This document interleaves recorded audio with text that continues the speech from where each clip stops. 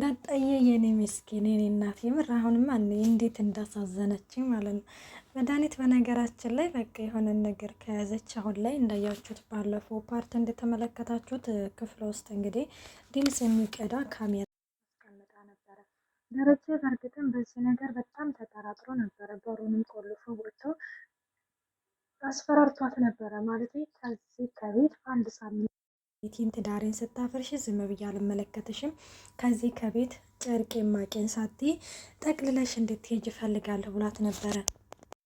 በእርግጥም ደግሞ መድኃኒት ማለት ነው እንግዲህ ያሰበችውን ነገር እያሳካችና እያጠናቀቀች ስለሆነ ከዚህ የሚሄደው እህቴ የገባችበትን ነገር ሳላውቅና እህቴ የገባችበትን ነገር ሳላወጣት በፍጹም አልሄድም ብላ ነበረ። እናም በነገራችን ላይ እንግዲህ ኤቢ እንኳን ይሄንን ነገር እርግፍ አድርጋ የተወችውን አሁን ላይ መድኃኒት እንግዲህ በድጋሚ እየቆሰቆሰችው ነው። እናም እንዳያችሁት እንግዲህ ካሜራውን አስቀምጣ ነበረ በጣም ለብዙ ጊዜያቶች እና ለብዙ ደቂቃዎች እንግዲህ ወደ ዳጣ ክፍል እየተመላለሰ ነበረ። ምክንያቱም ያንን የድምፅ መቅጃ እንግዲህ ካሜራ ስላስቀመጠች ለማውጣት ነበረ እና በስተመጨረሻም እንግዲህ ተሳክቶላት ካሜራውን ለማውጣት ይችላለች። እንግዲህ ዳጣ ደርሳባን ነበረ። ዳጣ በነገራችን ላይ እንዳያችሁት በአንድ እንትን ነበረ ወደዛ የጠቀለለቻት። እናም ግን ዳጣዬ ደግሞ ያው የቻለችውን ነገር አደርጋለች። ስልኳን እንግዲህ ነጥቃታለች ማለት ነው። እና መድኃኒትም እንግዲህ ያንን የድምፅ መቅጃ ወስዳ እንግዲህ ሳለ ግን በስተመጨረሻ ለመስማት እንግዲህ ስትፈልግ ስልኳ እጇ ላይ የለም። እንግዲህ ስልኳን ሁሉንም ቤተሰቦቿን እንግዲህ ያኔ እነ ናታንን እነ ዳጣን ሁሉንም ሰው እንግዲህ ስልኬን ስጡኝ እያለች ነበረ። ዳጣ እንግዲህ ስልኳን ወስጀዋለሁ ለጊዜው እንድታዳምጥ አትችልም ትላለች። እና በወቅቱ እንግዲህ እንደ ኤቢ ነበረ። ኤቢ እንግዲህ ከክፍሏ ስትወጣ ማለት ነው ከክፍሏ ስትወጣ እንግዲህ ይገናኛሉ። አንቺ ኢቢ ማለቴ እናማዬና አባዬ ወጥተዋል እንደ ምናምን ትላታለች። አውድ ወጥተዋል ትላለች። መድኃኒት የኔ ስትላትም እኔ እንጃ ክፍሏ ትሆናለች ምንድን ነው ምን አደርጋሽ ነው ስትልም ኢቢ ክፍሌ ውስጥ የሆነ ድምፅ የሚቀዳ ካሜራ አድርጋለች። በቃ ጉር ሆንኩኝ አለች። ምን አለች? አዎ ጉር ሆንኩኝ እና ታዲያ መድኃኒት አንቺ የደረጀ ልጅ እንደሆንሽ አወቀች ማለት ነው ስትላትም አዎ መሆኑ ነው አወቀች። በቃ አንቺ ዳጣ በቃ የሆነ ነገር አድርገሽ መንጠቅ አለብሽ። ቆይ እስካሁን እዚህ ምን ትሰሪያለሽ ምናምን ስትላትም ነጥቀኝ በጉልበት እኮ ነው የወሰደችብኝ ኤቢ ጠምዝዛ እጄን ወሰደችብኝ ስትልም እንግዲህ ትናገራለች ማለት ነው። ቆይ አንቺ ስላባዬ አውርተሻል እንደዛ ክፍልሽ ምናምን ስትልም አሁን ከሰላምዬ ጋር ብዙ ጊዜ አውርቻለሁ ትላለች። ምንድን ነው ቆይ ከሰላም ጋር ስላባዬ የምታወሩት ስትልም እንግዲህ እቺ ኤቢም ትጠይቃታለች። ያው አለ አይደለ አባዬ እንግዲህን አባቴ እንደሆነ ምናምን ከብዙ ሰዎች ጋር አውርቻለሁ ከተለያዩ ሰዎች ጋር አውርቻለሁ ስትልም እንግዲህ ትነግራታለች። እንግዲህ ነው ይኸውልሽ ዳጣ ይህንን ነገር እንደምንም ብለን መንጠቅ አለብን። ይህንን ነገር ሰማችሁ ማለት ይኸውልሽ እማዬም ትሞታለች አባዬም ራሱን በጸጸት ይገላል ስትልም እንግዲህ ትነግራታለች ማለት ነው። በቃ ማለት ለናታ ልንገረው እንዳለች እስቲ ከረዳን ምናምን ብለው እንግዲህ ሄደው ለናታንም ይነግሩታል ማለት ነው። እና ለናታን ሲነግሩት እንግዲህ በጣም ነበር የደነገጠው። ቆይ መቼ ነው ያወራሽው? ቆይ እና አንቺ የደረጀ ልጅ እንደሆንሽ አወቅሽ ማለት ነው ይላታል። አዎ ናታን አወቀች ማለት ነው። ምንድን ነው ደግሞ አንተ አስር የምትደጋገመው ነገር እኮ አይደል እንደተላለ ኤቢ ራሱ ማለት ነው። እና እንደዛ ስትለው እንግዲህ ናይ በፍጹም ይሄማ በጣም ከባድ ነገር ነው። ይህንን ነገር እንደምንም ብለን ማስቆም አለብን። በፍጹም ይሄ ቤት መፍረስ የለበትም። በፍጹም እማዬና አባዬ ማወቅ የለባቸውም ሲሉም እንግዲህ ይነግራል። እንግዲህ በዚህ ጊዜ ኤቢዬም አይ በፍጹም ይህንን ነገር እማዬ ካወቀ እማዬን እናጣታለን ስትልም እንግዲህ ያው አብዛኛውን ጊዜ እንግዲህ ለእናቷ ነው የሰጋችው ኤቢ ማለት ነው። ምክንያቱም ይህንን ነገር እንግዲህ በደረጃ ላይ ስንት አይነት እምነት እያላት እንግዲህ ደረጀ ከሌላ ሴት እንግዲህ ወለደ ሲባል ምን እንደሚሰማ ታስቡት። እናም ይህንን ነገር እንግዲህ እያሉ ባለበት ጊዜ ላይ እንግዲህ ዳጣ በቃ ወይኔ አባዬን የሆነ ነገር በቃ አባዬን አስበላሁት ብላ እባክሽን ዳጣ ተረጋጊ፣ በችኩልና በንዴት የማይሆን ነገር እንዳታደርጊ ሲልም እንግዲህ ናታንም ይነግራታል ማለት ነው።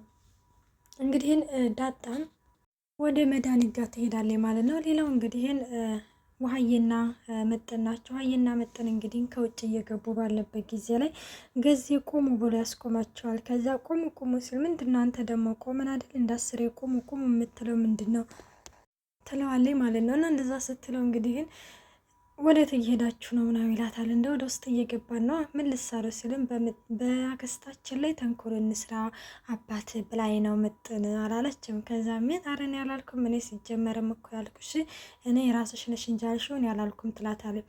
ከዛ ለምንድን ነው ማለት ተንኮል የምትሰሩት? በሰው ላይ ተንኮል መስራት ጥሩ አይደለም ሲልም እንግዲህ ገዜም ይነግራቸዋል። አዎ ገዜ በትልቅ ሰው ላይ ተንኮል መስራት አላ ጥሩ አይደለም ስትልም ምጥንም ትናገራለች። ጎሽ ጎበዝ አንቺ እንዲያው የጨዋ ሰው ነሽ አንቺ ውሀዬ፣ እስኪ ከምጥን ተማሪ ከአህያ ጋ ተማረ ጊደር ፈስታ ምራ መጣ ሲልም እንግዲህ ውሀዬ በዚህ ጊዜ ነገሩን አልገባትም እኮ ግን ብቻ ከት ብላ ነበር የሳቀችው። ሰላም ጤና ይስጥልኝ ውድና የተከበራችሁ የቻናሌ ቤተሰብ እንዴት ናችሁ? ደህና ናችሁ? ያለው እግዚአብሔር ይመስገን። እንኳን በሰላም መጣችሁ ወደዚህ ቻናል። ለዚህ ቻናል አዲስ የሆናችሁ ሰብስክራይብ በማድረግ ቤተሰብ ሆኖ እንዲሁም ነባሪ ስለምታበረታቱኝ እጅግ አድርጌ አመሰግናለሁ።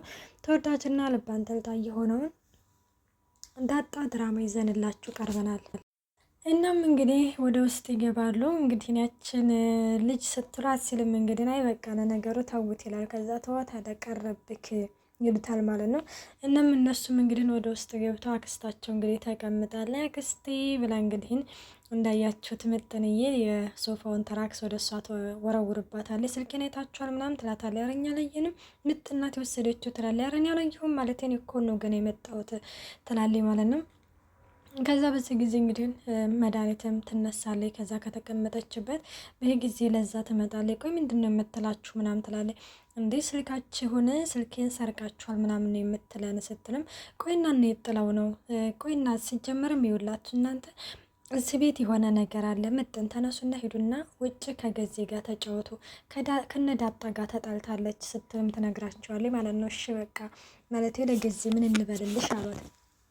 አንተ ኩራተኛ ደህና ነው ወይ ደህና ነው ወይ በሉት ትላለች። ከዛ ሼሉና እንግዲህ እነሱም ይወጣሉ። እነዚህ ጋር ነበር እንግዲህ ከዳጣ ጋር እየተገናኙት። እዛ ስልኬን አምጪ አልሰጥም ምን ያላየሁልሽም ያንቺን ስልክ ሲጀመርም የቀዳሹን ድምፅ አምጪ ምናምን ተባብለው እንግዲህ ያው ተያይዘው ነበረ። በዚህ ጊዜ ናታንና ኤቢ እንግዲህ ውስጥ ሆነው እያወሩ እያለ ምንድን ነው የማን ድምፅ ነው ምናምን ብለው እንግዲህ ሮጠው ሲወጡ እናቴ ተያይዘዋል ሁለቱ። ከዛ ምን እየሆናችሁ ነው መድኃኒት መጣንቺ ዳጣ ብለው እንግዲህ ይገላግሏቸዋል ማለት ነው። ስልኬን አምጦ ስልኬን ታመጣላችሁ ስትልም እንግዲህ እሷም እንግዲህ በዚህ ጊዜ ኤቢ ቆይ አንቺ ለምንድን ነው ክፍሏ ውስጥ ማለት ድምፅ መቅጃ እያደረግሽ የነገር እኮ ወንጀል እኮ ነው ያስቀጣሻል እኮ ትላታለች። እና እንደዛ ስትላት እንግዲህ አረ እባክሽ እንደዛ ነው እንዴ? ታዲያ ሂጂና ክሰሽኛ አይነት ነበር የመለሰችላት። እንግዲህ በዚህ ጊዜ መድኃኒት ለፖሊስ ከማመልከቴ በፊት ስልኬን አምጡ ስትልም እንዲሁም አሪፍ ነገር ነው እስኪ ሂጂ ለፖሊስ ሂጂ ጥሪ ይኸውልሽ ይህንን ድምፅ መቅጃ ብትመልሽ ጥሩ ነው።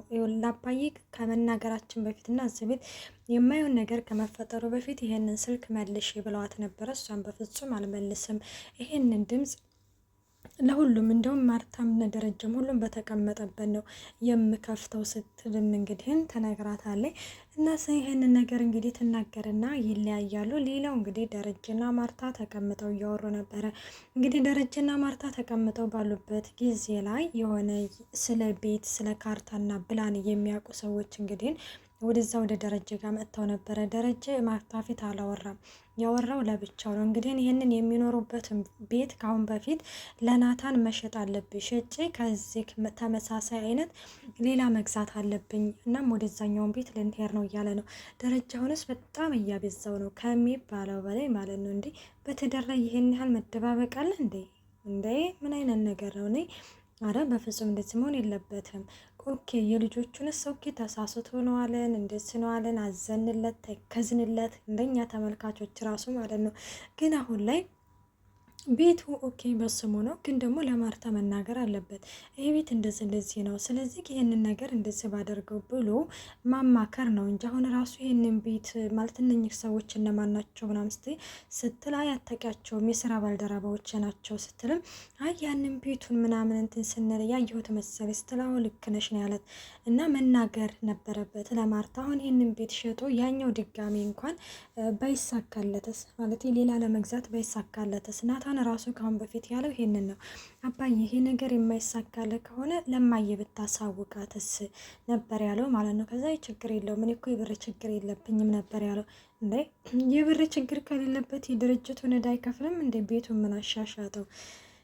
እና ግን አንዳንዴ ነው እንዴ በትዳር ላይ ይሄን ያህልም መደባበቅ ጥሩ አይደለም። እና ደረጀም ይህንን ነገር እንግዲህ እኔ ለማርታ ቢያሳውቃት ማርታ ብታቅ ብዬ ነው የምወስነው። እንግዲህ ደረጃውን ላይም ሁለተኛ ሶስተኛ ውሸት ነው እንጂ ሶስተኛ ውሸት እንግዲህ እየደበቃት ነው ብዬ ነው የማስበው። እና እንዳያችሁት እንግዲህ ማርታዬ ደብሮኛ ምናምን እያለች ነበረ።